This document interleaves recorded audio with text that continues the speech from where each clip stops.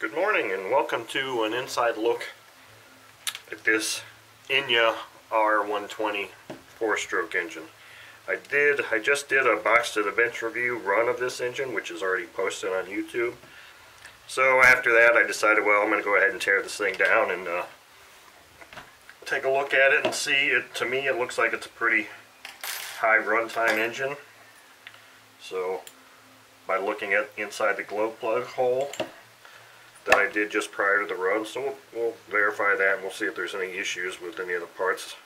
Otherwise I'll just clean them up and put them back in. The bearings felt quite nice, so we'll take a look at those and see. Like I said, I think this is a pretty high runtime engine. Now if you notice, these screws that I'm removing, I don't know if you can see them, these screws that I'm removing from the exhaust are not the stock screws. These are some screws that I found in a bin of screws from one of my RC cars or trucks from years past. The screws that came with this, the hexes, were really kind of wallered out and I really couldn't get them tightened down. I'll be replacing those with some standard screws because those heads are really small on that. But so like I said, I did just run this engine and it ran quite well, so I know it's timed properly. It operates, so this is kind of really just more for a video purpose and of course my purposes of trying to find out what the real condition of this engine is, and like I said, see if there's anything I need to replace. So this is pretty dark, just like I thought. It's a pretty high runtime engine. There's quite a bit of buildup in there. So I'm going to be soaking a lot of this stuff and getting this thing cleaned up and looking nice. But this first inspection here, this looks like it's got some runtime on it. Serious runtime. I'm just going to start throwing some stuff in my LA's Totally Awesome cleaner. It's kind of funny because for a 120 size engine, seems like these little rocker arms are small. They're little. Push rod wanted to come right out.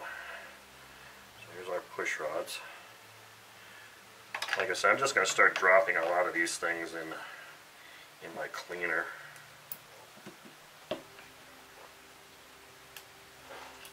I have not oiled or heated any of these fasteners up. I did run the engine, so I'm hoping that if there was any issues with fasteners being, needing help, that would do it. And none of these so far have felt like they've needed any help coming out. So you know what I need to do probably before I do that, dummy, is I need to take this intake, at least take these intake manifold screws off.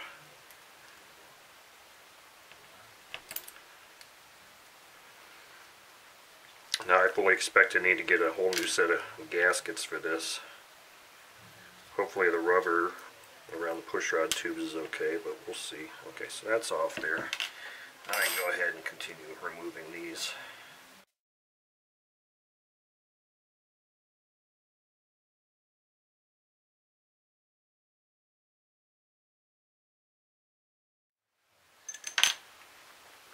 Okay, so I'll just kind of push this stuff off to the side here.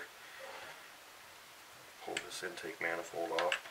Yes, now look. That has, I guess I can go ahead and take this stuff off too. That has considerable carbon buildup on the top. In fact, I can feel it. It feels really rough. So there's a lot of buildup there. And as you can see, it almost looks like maybe this head wasn't torqued properly, because these screws didn't feel very tight at all. We've got some leakage there. Now, as I like to do, I like to kind of do a reveal on the valves, but I think that tells pretty much what the story is going to look like. This is going to look dark as hell under here. Yeah, look at that. It's pretty rough looking. That is quite rough looking. Yeah, it looks like it wasn't torqued here very well at all. So this thing will be getting a pretty intense cleaning here. I may end up having to pull my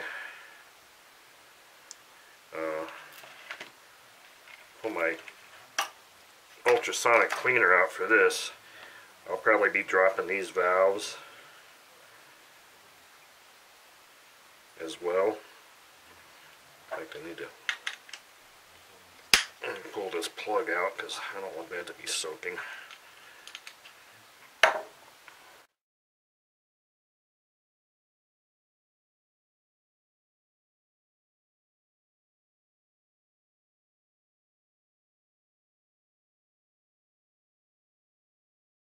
In fact, you know what? I think I'm just going to go ahead and drop this head just as it is. Oh wait, let me see if I can get this gasket off. Okay, cool. That gasket came off and it feels like it's intact. I'm just going to drop this whole head and everything in this totally awesome cleaner now and let it soak for a while, because that's pretty nasty. Let's remove this carb now.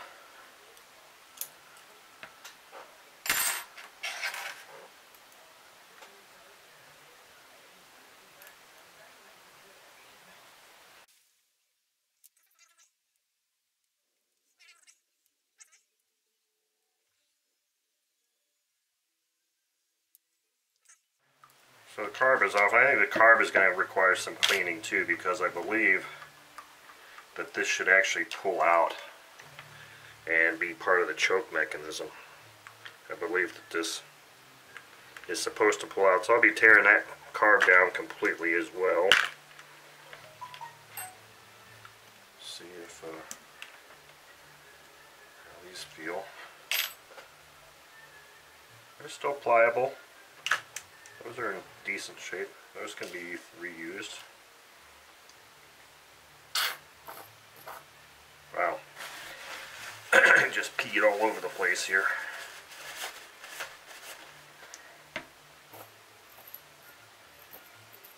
Okay.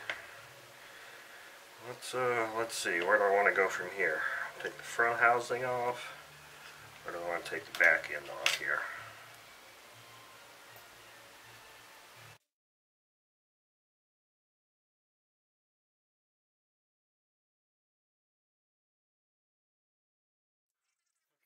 Managed to get these screws broken loose on this timing case. So when I pop this thing off, I want this to be at top dead center.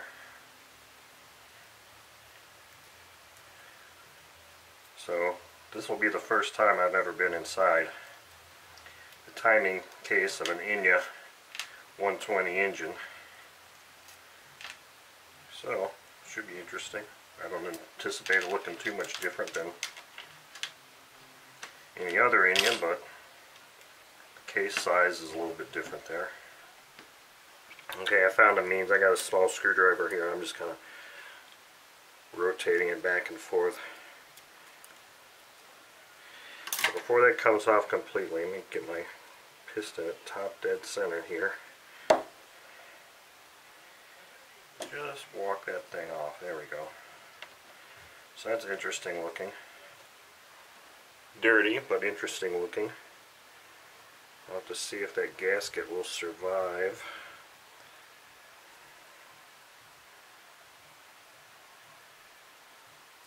Nope. Gasket did not survive. No worries. I'll get another one. Pretty sure I can still get a gasket for that. If not, I'll just make my own. I want to see if I can look at how these things are set up as far as timing goes.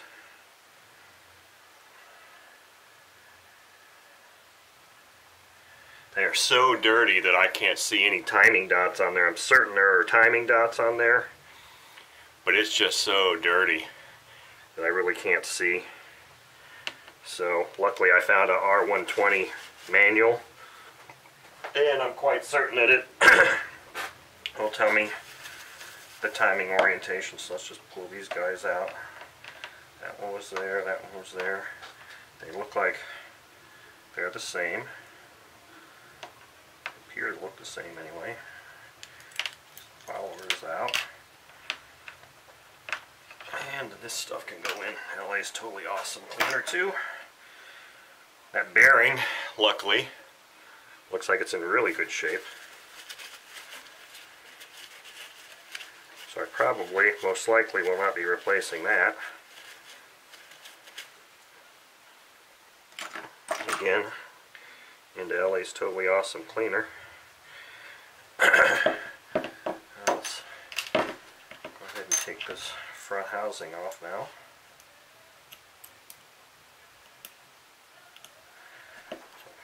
Not certain the gasket on this one is going to survive either, but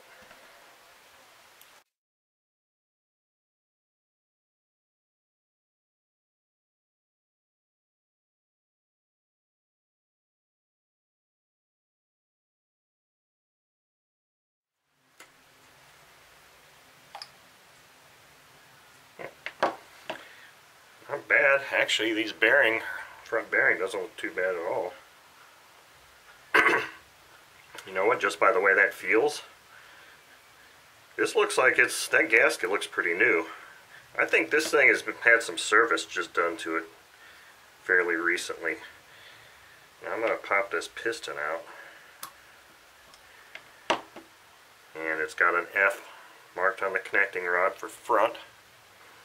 So I want to pop this out because I want to pull this pin out and get this thing all cleaned up. The ring is not compressed, and that's a great thing.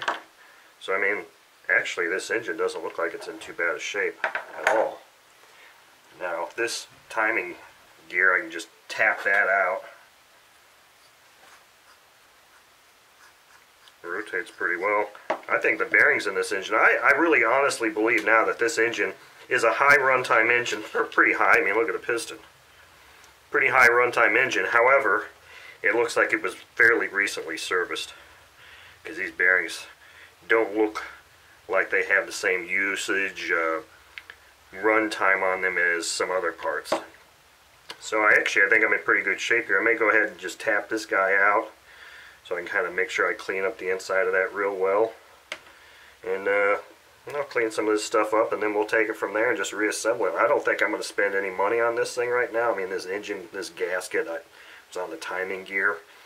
It won't really affect much of anything as far as leakage there. It doesn't get a ton of oil back there, and I can make my own gasket with some Permatex gasket maker. But I'll clean this piston up, connecting rod here real good, and I can wipe a lot of this stuff off with just my thumbnails, so I'm not even sure if I'm going to bother tapping this crankshaft out. I may just throw some more oil in there, my own liking, and spray it down with some alcohol, clean it up real good, and just call it good. This engine's really not in bad shape at all. So anyway, I hope you enjoyed watching this, and I'll probably put another short little blurb together once I've got these parts cleaned up, so you can see what they look like then.